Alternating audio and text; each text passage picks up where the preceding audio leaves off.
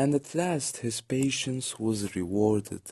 It was a fine, dry night, frost in the air, the streets as clean as a ballroom floor, the lamps unshaken by any wind, drawing a regular pattern of light and shadow. By 10 o'clock, when the shops were closed, the by-street was very solitary and, in spite of the low growl of London from all around, very silent. Small sounds carried far.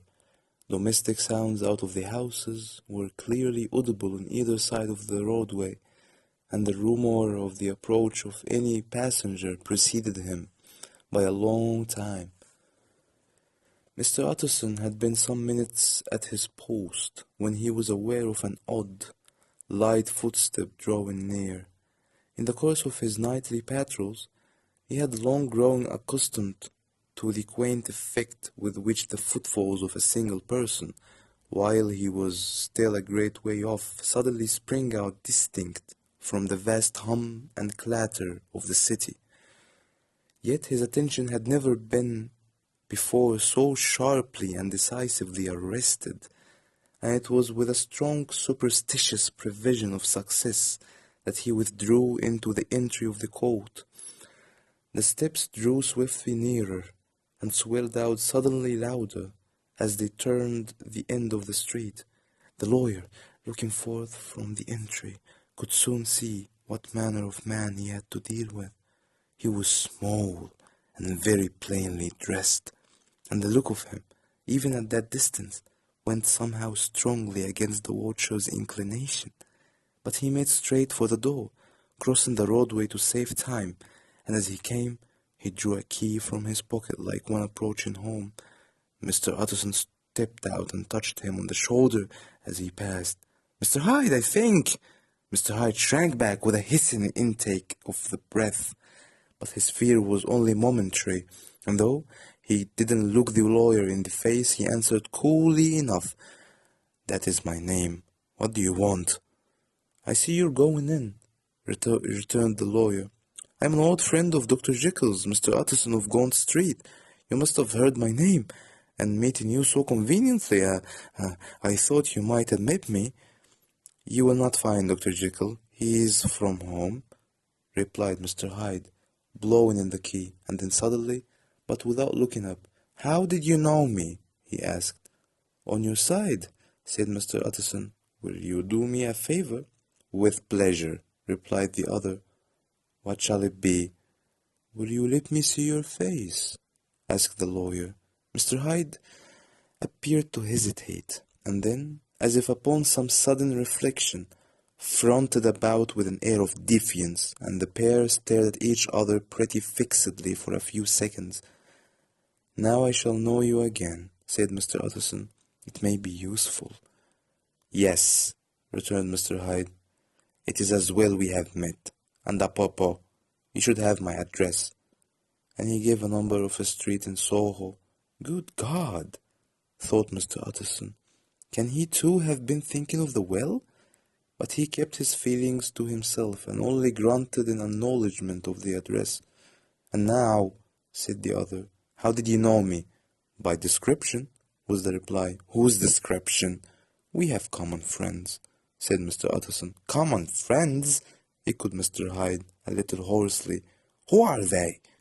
"Jekyll, for instance," said the lawyer. "He never told you," cried Mr. Hyde, with a flush of anger.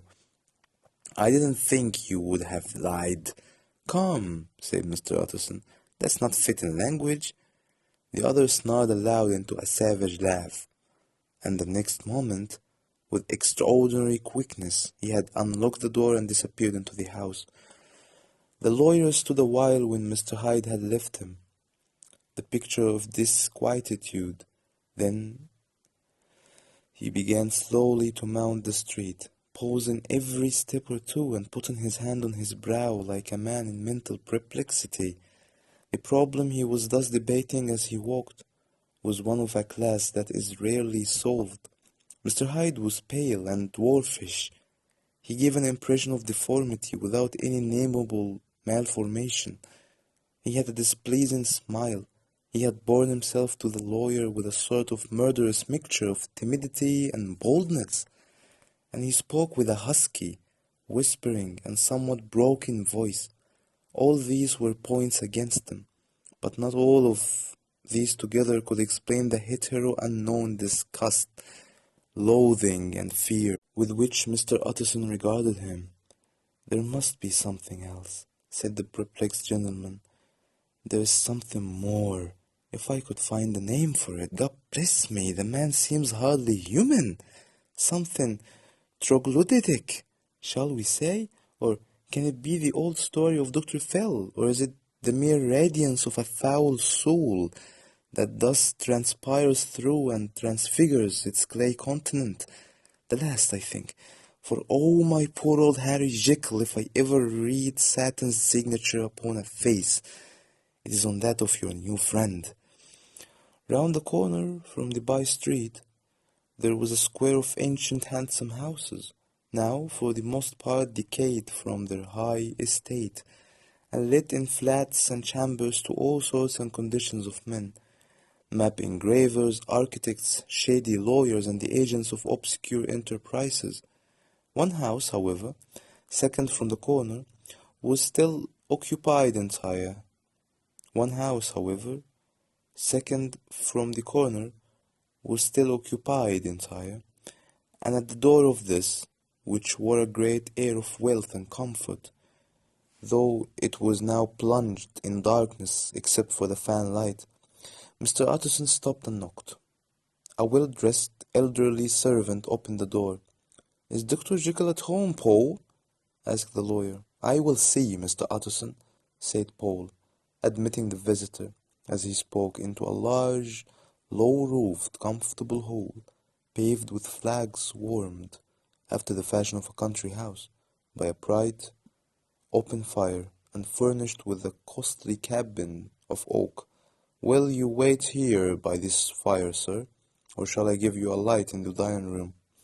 "Here, thank you," said the lawyer, and he drew near and leaned on the tall fender. This hole, in which he was now left alone, was a pet fancy of his friend the doctor's, and Utterson himself was wont to speak of it as the pleasantest room in London. But tonight there was a shudder in his blood. The face of Hyde sat heavy on his memory. He felt, what was rare with him, a nausea and distaste of life, and in the gloom of his spirits he seemed to read a menace in the flickering of the firelight on the polished cabinets and the uneasy starting of the shadow on the roof. He was ashamed of his relief when Paul presently returned to announce that Dr. Jekyll was gone out. "I saw Mr. Hyde go in by the old dissecting room door, Paul," he said. "Is that right, when Dr. Jekyll is from home?" "Quite right, Mr. Utterson, sir," replied the servant. "Mr. Hyde has a key." "Your master seems to repose a great deal of trust in that young man, Paul," resumed the other musingly. Yes, sir, he do indeed," said Paul. "We have all orders to obey him." "I do not think I ever met Mr. Hyde?"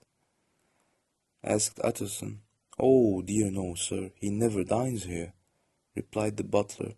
"Indeed, we see very little of him on this side of the house. He mostly comes and goes by the laboratory. Well, good night, Paul. Good night, Mr. Utterson." And the lawyer set out homeward with a very heavy heart.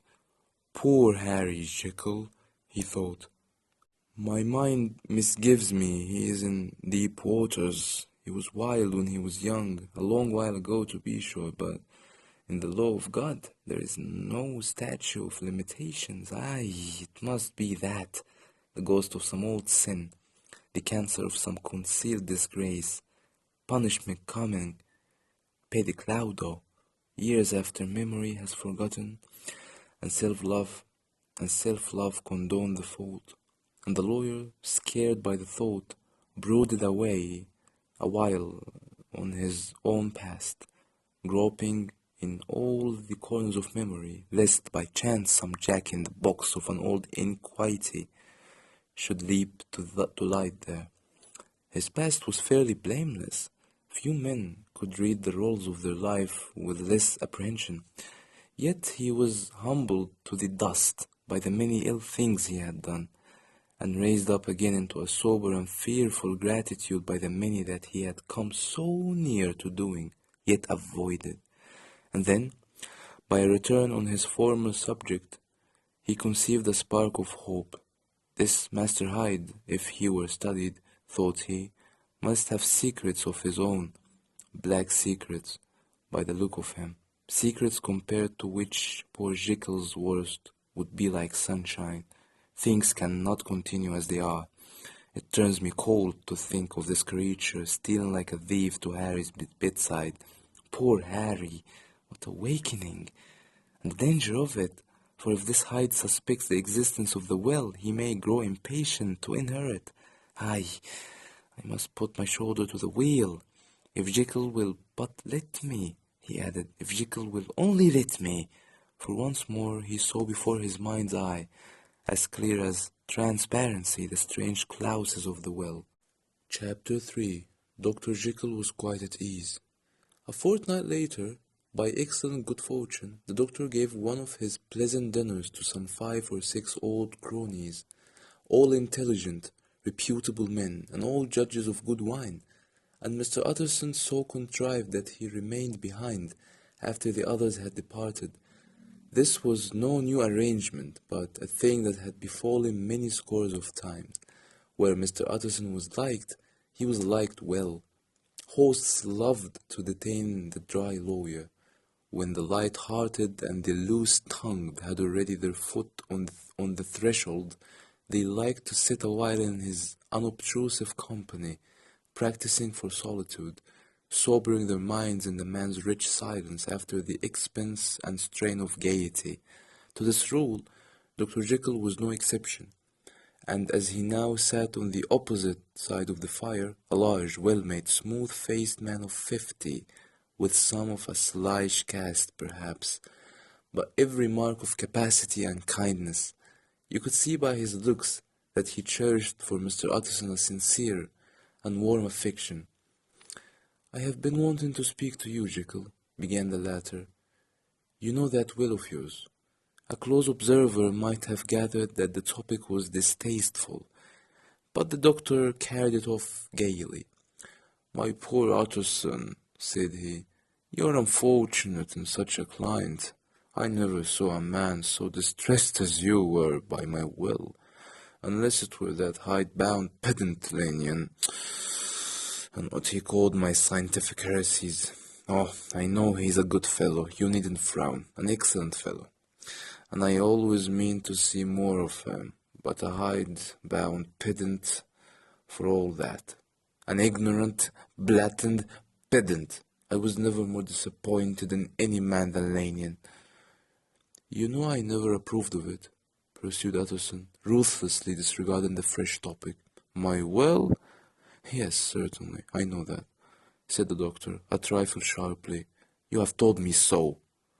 "Well, I tell you so again," continued the lawyer. "I have been learning something of young Hyde." The large, handsome face of Dr. Jekyll grew pale to the very lips, and there came a blackness about his eyes. "I do not care to hear more," said he. "This is a matter I thought we had agreed to drop." "What I heard was abominable," said Utterson.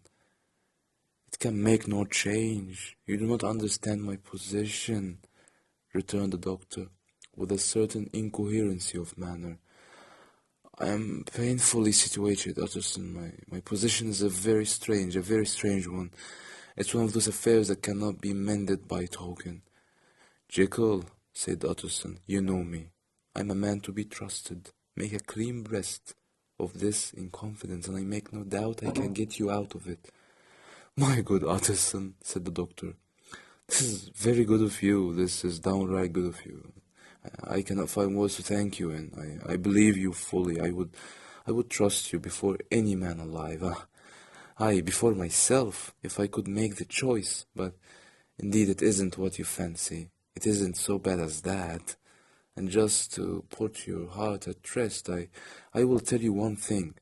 The moment I choose, I can be rid of Mr. Hyde.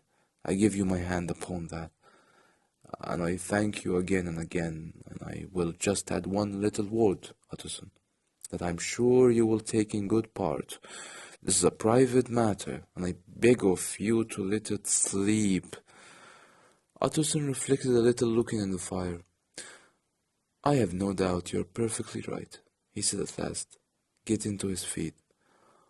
Well, but since we have touched upon this business, and for the last time I hope, continued the doctor, there is one point I should like you to understand. I have really a very great interest in poor Hyde. I know you have seen him. He told me so, and I fear he was rude, but I do sincerely take a very great interest in that young man. And if I am taken away, Utterson, I wish you to promise me that you will bear with him and get his rights for him. I think you would, if you knew all, and it would be a weight off my mind if you would promise. I can't pretend that I shall ever like him, said the lawyer. I don't ask that, pleaded Jekyll, laying his hand upon the other's arm. I only ask for justice. I only ask you to help him for my sake, when I'm no longer here. Utterson heaved an irrepressible sigh. Well, said he, I promise. Chapter 4. The Carew Murder Case. Nearly a year later, in the month of October 18th, London was startled by a crime of singular ferocity and rendered all the more notable by the high position of the victim. The details were few and startling. A maidservant living alone in a house not far from the river had gone upstairs to bed about 11. Although a fog rolled over the city in the small hours, the early part of the night was cloudless, and the lane which the maid's window overlooked was brilliantly lit by the full moon. It seems she was romantically given, for she sat down upon her box, which stood immediately under the window, and fell into a dream of musing. Never, she used to say, with streaming tears, when she narrated that experience, never had she felt more at peace with all men, or thought more kindly of the world. And as she so sat, she became aware of an aged and beautiful gentleman with white hair, drawing near along the lane, and advancing to meet him, another and very small gentleman, to whom at first she paid less attention. When they had come within speech, which was just under the maid's eyes, the older man bowed and accosted the other with a very pretty manner of politeness. It did not seem as if the subject of his address were of great importance. Indeed, from his pointing, it sometimes appeared as if he were only inquiring his way. But the moon shone on his face as he spoke, and the girl was pleased to watch it. It seemed to breathe such an innocent and old-world kindness of disposition, yet with something high too, as of a well-founded self-content. Presently her eye wandered to the other, and she was surprised to recognize in him a certain Mr. Hyde, who had once visited her master, and for whom she had conceived a dislike. He had in his hand a heavy cane, with which he was trifling, but he answered never a word, and seemed to listen with an ill-contained impatience. And then, all of a sudden, he broke out in a great flame of anger, stamping with his foot, brandishing the cane, and carrying on, as the maid described it, like a madman. The old gentleman took a step back, with the air of one very much surprised and a trifle hurt, and at that Mr. Hyde broke out of all bounds and clubbed him to the earth, and next moment, with ape-like fury, he was trampling his victim underfoot and hailing down a storm of blows, under which the bones were audibly shattered, and the body jumped upon the roadway. At the horror of these sights and sounds, the maid fainted.